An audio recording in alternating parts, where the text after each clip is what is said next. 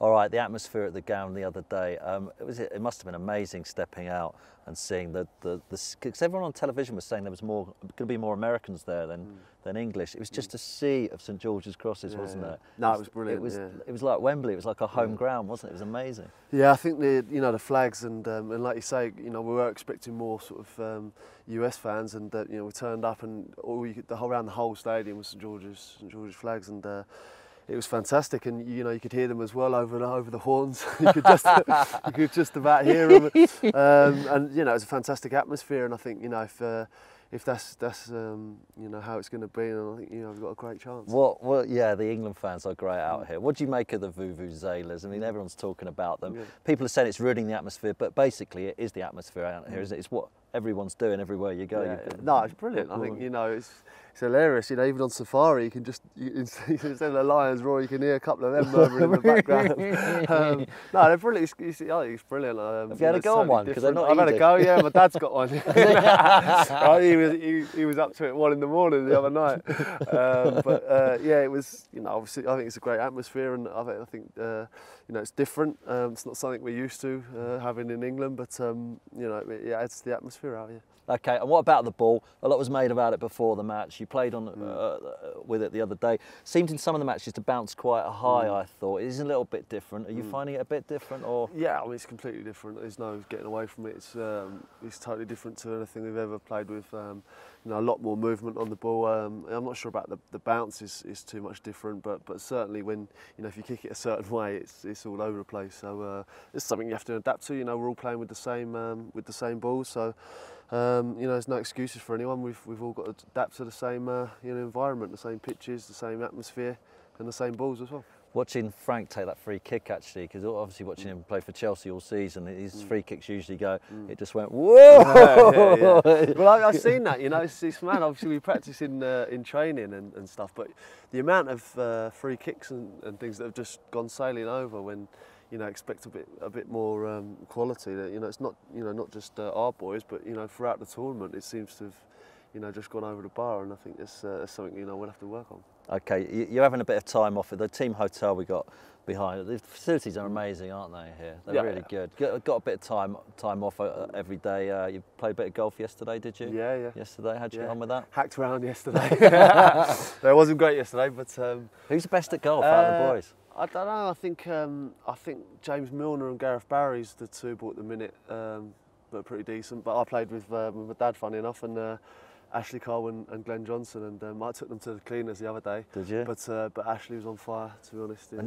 Have you had a go at the darts golf? Yeah, as well? Yeah, I'm into that. I was one of the founder members of that game. Yeah, not too good at that either, to be honest. It's between Glenn Johnson and JT at the moment. Yeah, I think JMO's not bad. I've got a couple of belts, but. I'd say Jono, One Dart Johnson, we call him at the minute. We spoke to you before you came out, and you said you were going to rule the table tennis table, but it doesn't sound like there's a lot of table tennis going on. Yeah, there's not much table tennis going on, to be honest. More of the lads on the snooker and the darts. I'm on the darts at the moment. There's a couple of schools broken up, the snooker and the darts school. Right. The darts it's been a good way to pass your time, and bit of competitiveness as well. So you're not going stir crazy yet then? No, it's been all right. It's been all right. Like you say, the facilities are fantastic. I've had a couple of days out and stuff, safari and a bit of golf, and it is a long time between games, and obviously you're training in the morning and you've got a lot of free time, but we fill the gap, we all get on, and it's okay. We did actually say, we met you before, didn't we? We had a chat with you before you came out here, before you were picked actually. And we were talking about how you found out. It seemed to go on forever. We were watching Sky Sports News as names were being leaked. Was it a text message you got in the end? Is that what happened, or a phone call? No, it was a phone call actually. Yeah. I was away, and getting a call from obviously the manager's assistant, Franco Baldini. He's quite cruel, to be honest. He said, I've got some news, and he was winding me up for a while, to be honest, and then told me that I was in the squad. And was he saying we're not? Was he doing the old Simon Cowell thing?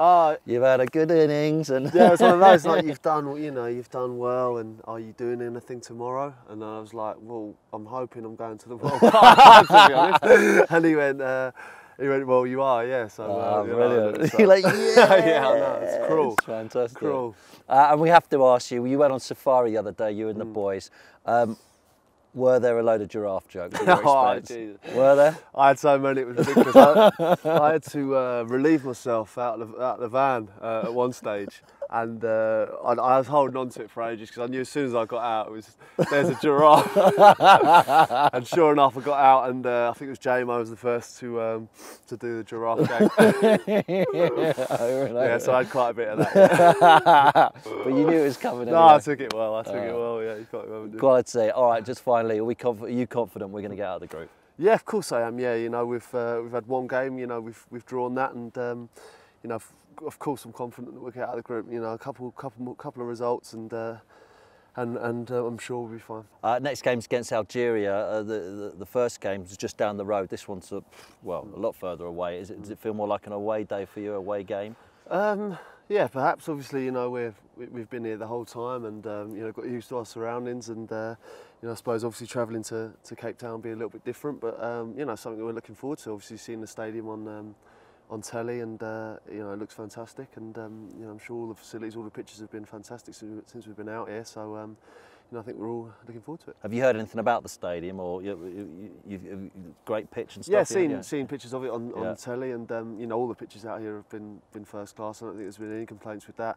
So obviously, you know, travelling away from here, I think, you know, it'd be exciting probably to get away from here and sample something new, and you know, looking forward to getting down there. Flying down there, aren't you? Are you flying Yeah, I think so. Yeah, I mean, you know, it's not like being in England. You know, you can just get the bus to games. Obviously, such a massive country, you've got to get a flight, and you know, it's something you'll have to adapt to. But I think we'll go down there probably the day before, train in the stadium, so we'll be you know, fully accustomed to everything that you know, all the surroundings.